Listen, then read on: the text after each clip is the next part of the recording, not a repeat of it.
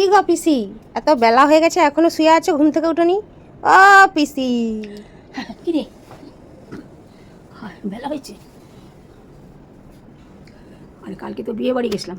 হ্যাঁ, বিয়ে বাড়ি গেছো মানে প্রচুর খেয়েছ, খেয়েটে এত বেলা অবধি ঘুমাচ্ছ? আরে খাওয়া দাওয়াটা তো বড় কথা নয়, ঘটনা শুনলাম এমন বাপে জমে আমি বিয়ে বাড়ি যেতে কি বলবো তোকে।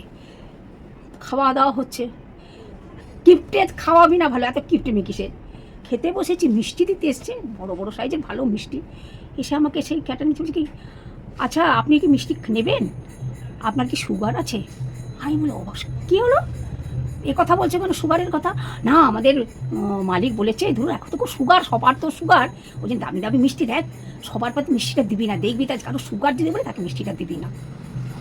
আলি তোমার মালিক তাহলে খুব ভালো, তাই তোমার মালিক তো কারিয়ে দিতে পারতো যে যাদের যা রোগ আছে আপনারা সেই মেনুগুলো খাবেন না।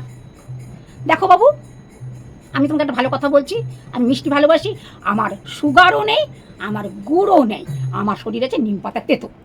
দেখি তোমার মিষ্টি দাও, এই যে দাও বলে না মিষ্টিটাতে বলে এত মিষ্টি, হ্যাঁ আমি সব মিষ্টিটাই খাবো।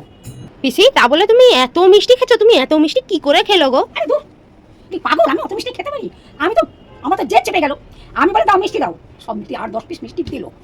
আমি মিষ্টি সত্যানাশ করে দিয়েছি, একটা সত্যানাশ।